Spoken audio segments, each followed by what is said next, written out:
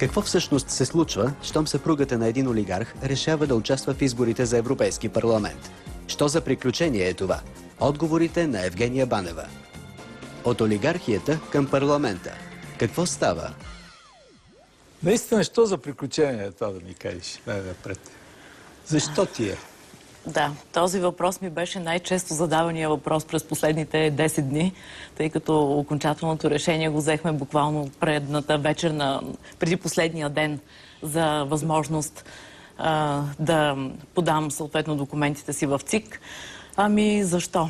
Защото, да, прави са, може би, хората, че иначе бих си живяла, да кажем, доста по-спокойно. Тебе не те смущава определението олигархия, нали? Аз многократно съм казвала, че няма как това определение да се закачи за моя съпруг, защото той никога не е бил член на политическите партии от прехода. Аз пък съм абсолютно безпартийна. Никога през живота си не съм била член на никаква партия. Трябва да си член на партия, за да си олигарх. Не е съвсем така. Ами трябва да си правиш... знаем всички, че когато една партия е на власт, да, задължително тя си има един кръг от фирми. Може ли да ми доставиш едно име на олигарх? Бе да се притесняваш. Да. На Великден всичко може. Естествено, че мога. Например, Христо Ковачки. Олигарх? Да. Твърдо свързан с БСП. Людмил Стойков. Да. Ама към олигархи... Към Людмил Стойков е Първанов. Да. Абе, трябва ли да дължиш, за да си олигарх? За да си задлъжнял?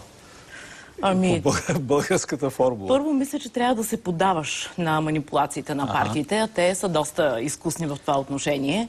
Така много умело умеят да заявяват, че ако си с тях, ще бъдеш добре. Но съответно трябва да си плащаш. Как гледат партиите, между другото, традиционните на авантюрата ти?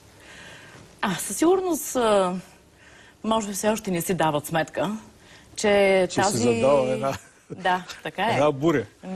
Така мисля, 60% от хората, и бих казала, това са по-нормалните хора, по-образованите, по-честните, по-добрите, не симпатизират на нито една политическа партия. Аз нямам нито един познат от средите, с които работя, който да е член на някои от съществуващите партии. Обикновените хора не симпатизират и на богатите хора. Това пак е нещо, върху което поработиха дълги години политическите олигарси, да останат скрити зад паравана на своите партии и на своите шумно прокламирани платформи, социални политики и така нататък, да обвиняват хората от бизнеса, които всъщност са единствените хора, които рискуват своето време, своите нерви, своите пари, да бъдат работодатели. Може да ги изкараш като ангели днеска. Не, как? Ангели в България няма, както и никъде няма ангели. Добре, ама защо според те медиите не посещат много радушно идеята ти? Влязаха ти в клинч. Нямам такова впечатление. Не, напротив. Ако говорим за капитал принадлежи към олигархични политически кръгове, които естествено, че се защитават интересите на партията, от която правят достатъчно много пари. Иначе всички хора, които са работещи като мене, които работят от дълги години в България, които честно са се възползвали от възможностите за образование, които ни даде държавата, и всички такива хора, които свързват бъдещето си. Знаете ли, господин Кеворкян, всъщност аз започнах да си задавам въпроса 15 години след като избрах да остана и да работя в България. След като аз си задавам въпроса дали не съм сбъркала с нещо, тъй като аз съм вече майка на 4 деца. Брака ви стабилен ли е? Да не би това да е причина? Не, нали? Да ни чуй дявол. Това е една много така добра ремарка. Понеже казваш, че сега си задаваш въпроса. Не, задавам си въпроса какво се случва с нашата държава. Защото в крайна сметка на тая държава, след като ние си отидем, нашите деца се надявам да останат да живеят тук. Общо взето, така лавината, която ни влече към дъното, продължава, тя набира скорост. Смяташ ли, че такова едно говорене ще ти осигури гласове? Това е говорене, което аз общо взето всеки ден провеждам с хората, с които работим. Казват?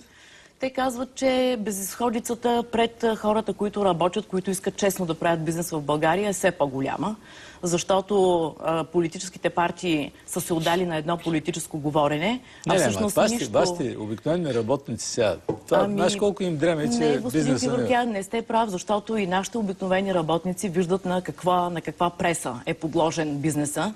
И да ви кажа честно, разбират го много добре. Те са всеки ден с нас. Ето, например, да вземем такова голямо предприятие като Полимери, което се раздели с 1000 работници, просто защото по времето на ГЕРБ, след като моя съпруг представи подписан договор за 100 милиона евро инвестиции от китайска корпорация TCC, те кому казаха? Той предпочете да си вземе завода чрез...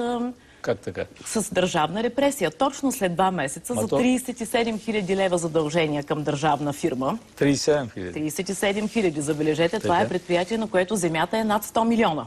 Само като активи. Не говорим за съоръжения, за машини. Държавна фирма беше принудена да поиска несъстоятелност на Полимери. И такива са репресиите, които политически, между другото, тази тенденция започна така много сериозно във втората част на управлението на Тройната коалиция и беше взета на ура от техните последователи ГЕРБ. За съжаление, това, което така, да кажем, преля калката на моето търпение, след като изслушах програмата на министра на финансите Чобанов за растежа, който се предвижда в държавата, разбрах, че всъщност до 17-18 година доходите на българина ще се увеличат с цели 40 лева. И това, т.е. ние сме един концлагер, в който горе-долу са ни определили, че сега няма да... Ако ядем половин филия хляб, след, да кажем, 7 години ще имаме още един базалъка. При положение, така имаш една добра риторика и какво друго да кажа. Не само риторика. Аз съм everyday. Всеки дневно блъскам в този бизнес в България. Аз съм работещ момиче. Да не би това да ти е посланието? Everyday. Everyday. Няма начин. Докато ни започнем всеки ден да се трудим... От Полимери бяха разкарани 1000 души. Да. Значи имаш 1000 гласа. Надявам се да ги имам. А колко работници имате общо? При всички положения имаме около 3000 работници. Значи 3000 гласа. Но сме имали много повече в добрите години на бизнеса. Да кажем тогава, когато... Добре, Евгений, кажи ми откъде ще дойдат гласовете, защото това е големия въпрос. Гласовете ще дойдат от такива хора като мене, които искат да работят честно в България. Такива хора са страшно много. Значи ще имаш още 6 гласа. 60% не членуват в никакви партии. 6 олигархически съпруги, значи имаш 6 гласа. Аз не съм олигархическа съпруга. Вече започнахме с това уточнение. Аз съм си човек от реалната икономика. Аз съм работодател.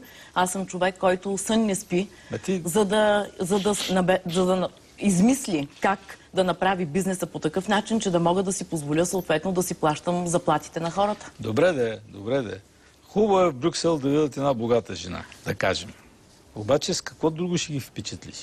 С какви идеи? Хората искат идеи. Да, хората искат идеи. Дали? Идеята е, че според мен вече всеки човек си задава въпроса как след толкова години членство в Евросъюза благосъстоянието на българина вместо да се подобрява, то се влошава. Ясно, и това е факт. В Брюксел, нали ги знаеш какви са? Не съм съгласна. Аз мисля, че нашите партийни послушковци, които са изпращани в Брюксел, които рапортуват на централите тук, на техните европейски централи, недостатъчно добре се борят за еврофондовете. Как ще се пребориш ти? С какви идеи? Как с какви идеи? С идеята, дори с следната. Първо с упорита работа, естествено. То е ясно. Българина му дай да прави лози на баир. Не е много ясно, защото докато хората говорят, аз работя. И така мисля да продължавам да работя. Освен това, никой всъщност не знае кой пише стратегиите на оперативните програми, които се изпълняват в България. Всъщност, аз мисля, че вие като човек, който пътува из България, също сте виждал безсмислени проекти, направени по тук и по там, които не откриват нито едно работно място, по никакъв начин не допринася до повишаване на конкурентоспособността на българската икономика. Защото дайте да се върнем. Нали? Икономиката. Само от когато тя генерира приходи, ще има за всеки по веригата. Може ли да цитирам Рейган? Когато даваш зоб на коня, ще има и за връбчетата. Да.